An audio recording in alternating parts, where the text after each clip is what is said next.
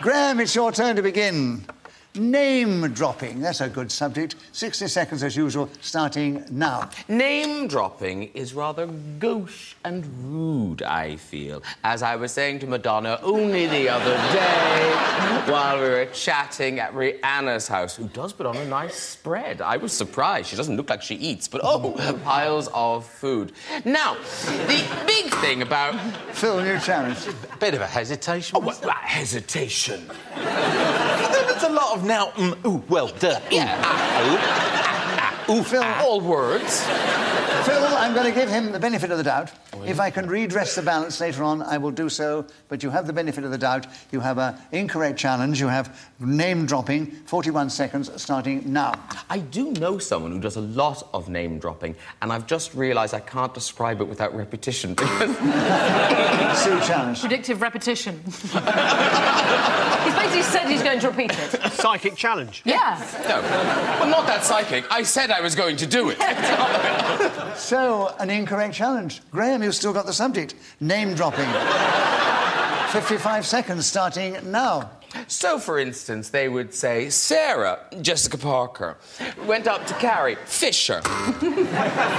Sue, you've got in. He's not hesitating. That was definitely hesitation. Right, 25 seconds available for you. Sue, on name-dropping, starting now. When I met Rihanna, she was furious that Graham had slightly despised her snacks because... Phil, challenge. Slightly despised. A little bit of a She's stumbling. got a speech impediment too, and she will be furious. Hell hath no fury like a woman with a speech impediment. Style.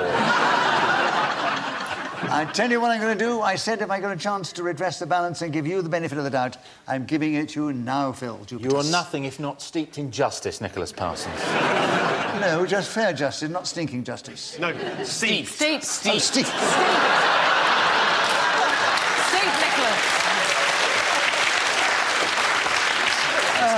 As if I would address you like some common Mexican bandido, Nicholas. I don't need your stinking justice.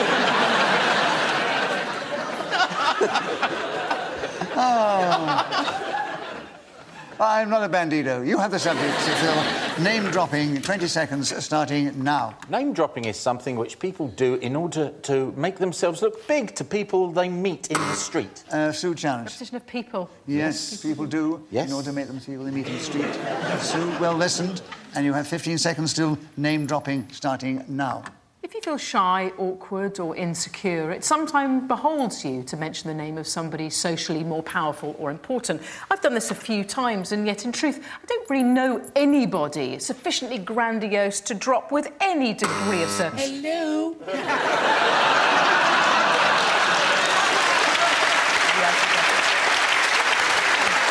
forget.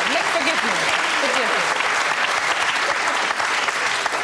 I can't believe you said that. I feel bad. I just don't know him well enough. Oh, Not yeah. until the after-show party. What is your challenge? Oh, that deviation from the reality of knowing you. You open doors, Nicholas. Yes. He's a doorman at the local... You do open doors. Yeah. The one's marked exit. Yeah. Yes. Graham, you've got him with 1 second to go. Oh. So laughing. Oh, no, really, you're giving it to him. Name-dropping, starting now. Name-dropping. Yes, I've got the subject back. So, Graham...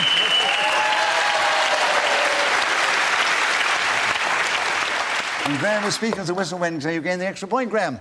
And you have moved... And you are now in the lead. Ooh. Yes. Paul, we'd like you to begin the next round. The subject is 1967. Now, I think the reason they've chosen this subject is that is the year in which Just a Minute began on radio. 45 years ago, exactly. Didn't get any reaction at all. But anyway, that is the subject. 1967, Paul. 60 seconds, starting now. 1967 was a very big year in culture. We had the Beatles, Sgt. Pepper's, Lonely Hearts Club Band. Sue? A bit of hesitation. A bit of hesitation, yes, Sue. Yep. You have 54 seconds. 1967, starting now. 1967 was the summer of love, and one of the products of that psychedelic free-for-all was the panel show Just a Minute, where hippies would sit around with their bongs and bell-end flares, and they would... We can't broadcast that! I meant bell-bottom! No one's got...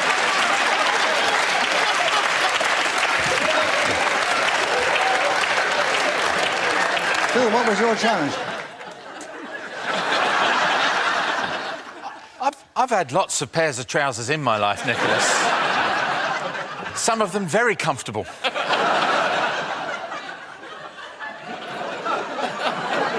Let me see if I agree with you. What was it, then? She said bell-end flares. So, Phil. Yes. Correct challenge. You have another point. And the subject is still 1967. And your time starts now. In 1967, I lived in the middle of Essex in a beautiful cottage where, for my 5th birthday, I received a small motorboat which I used to play with in our pond. I watched it going round and round the surface. Oh, man. I suck. Right, so Paul, you spotted it first. Yes, round and round. Round and Sorry, round, sadly. yes. The subject is back with you because you began with it, and it's still 1967 and 27 seconds starting now. Patrick McGoohan produced a television series, The Prisoner, which people still debate the various meanings of it even today. 1967 was a magnificent year in music. Not only did we have... Sergeant Pepper's Lonely Hearts Club. Sue! hesitation. A real hesitation. Absolutely. Yes. 17 seconds, Sue. Tell us something about 1967, starting now. My parents were in a flat in Peckham, not enjoying some of the high fandango jinks that one might think of when you think of... Hesitation, Mr. Parsons, sir. I don't think she hesitated. She might have deviated with her high fandango jinx. Then I'm out. I've got nothing. All right, you're training a little. Oh, Come no, in. no, no, don't Oh, no, patronise no. me. Not on television. I never patronise. I just give out love and warmth to my players and my guests. Always. So, Phil, we would love hearing from you. 1967, 9 seconds, starting now. It was a wonderful year where I would gamble around the garden with my dog and rabbit and look at them as they would frolic to and fro in the grass. Then, behind the bushes, I would...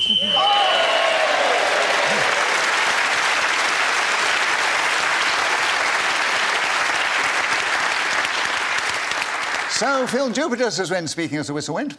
Gained that extra point. He's creeping up on Paul Merton, who's one ahead of him. Oh, tea time. Does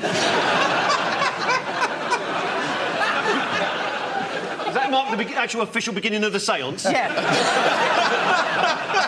When do we start holding hands and try and contact the living? So that means that we only have time for one more round. So I need to... Oh, you are lovely. We're 4 or 5 if you are. And let me therefore give you the situation as we go into the final round. Phil Jupitus, who's doing extremely well, he is just in 4th place, so... He's only 1 point behind Paul Merton, then it's Graham Norton, and just 1 point ahead of Graham, is still in the lead, is Sue Perkins. And Phil, it's your turn to begin. The subject is The Eternal Optimist. 60 seconds.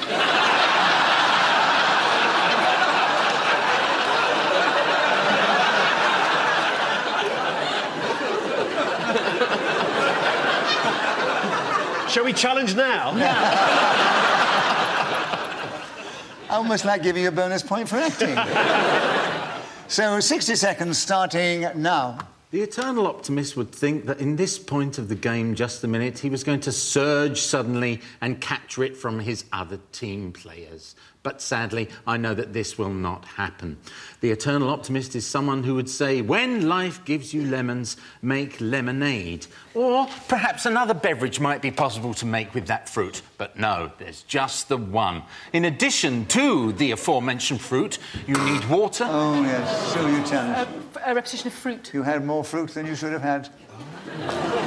And Sue, you listened well. You got in first. 33 seconds starting now. Usually my glass is 3/4 empty, but for this round I shall make an exception and believe that it's possible for a great man of comedy in letters such as Phil Jupitus to buzz in when I leave this pause and gain the points he needs to come first.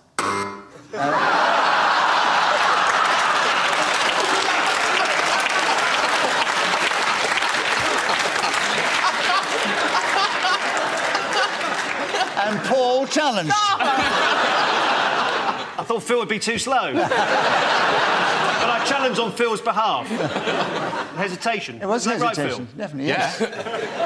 But you're only 1 point ahead of him, so it's neck and neck. I think you should take your challenge, which is legitimate, and you have the eternal optimist. 20 seconds, Paul, starting now. I suppose being an eternal optimist is better than being an eternal pessimist. Looking at the situation and thinking maybe there is a brighter side, the other side of the... Oh, side. Oh, yes. Sue Couple of challenged. sides. Couple of sides. Couple of sides. Yes, Yes. couple of sides. And Sue, you have got 11 seconds left on the eternal optimist, starting now. I still believe if I leave sufficient pause, Phil...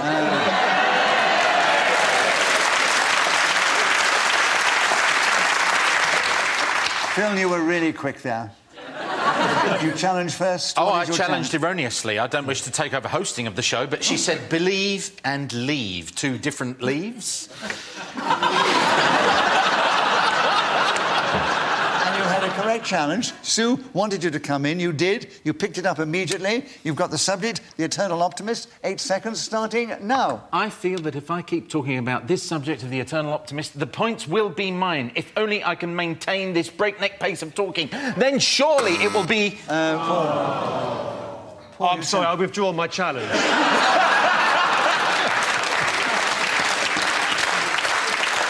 Believe you me, I'm as disappointed as you are. I don't know what I was thinking. I saw the thing there. So, what repetition is of your... talking. Yes, it did say talking. Yeah? Otherwise, I wouldn't have pressed the buzzer. And you got in with half a second to go. Thank you. I take that as praise. But those are the rules of the game. Were you disappointed during the 1966 World Cup final when Geoff Hurst scored with 3 seconds to go? Oh, well, look, that's not fair. He doesn't give the Germans a chance. What sort of game is this? So, Paul, you have half a second Yes. on the eternal optimist, starting now. Give it to Phil.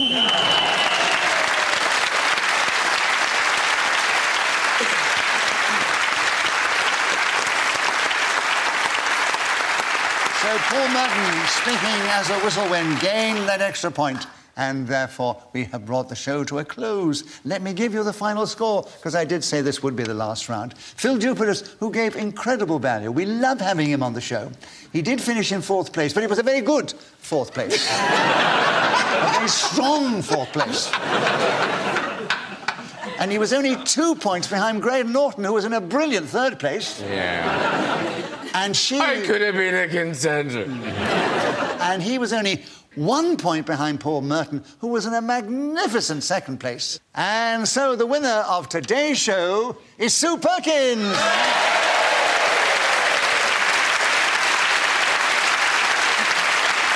Thank you. We do hope you have enjoyed this edition of Just a Minute, and we will want to be with us the next time we play this amazing game. Until then, from me, Nicholas Parsons, and of course from our talented guests, Paul Merton, Sue Perkins, Graham Norton and Phil Jupitus. Goodbye. Hope you'll be with us the next time we all get together and play Just a Minute!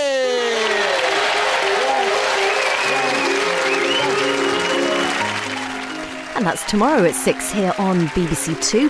More now, though, on Radio 4. Just a Minute is a huge hit in India, so Nicholas Parsons presents the first of 2 special programmes recorded in Mumbai now. Or stay with us for Eggheads in their new time slot of 6:30.